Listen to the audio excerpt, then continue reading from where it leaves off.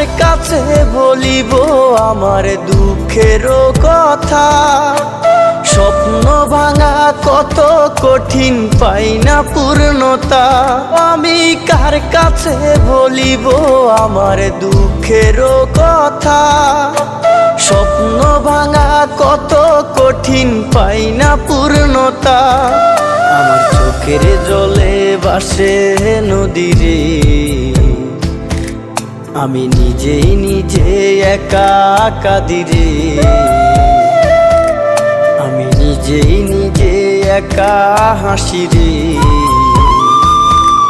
আমায় দেখলে সবাই পাগল বলে রে।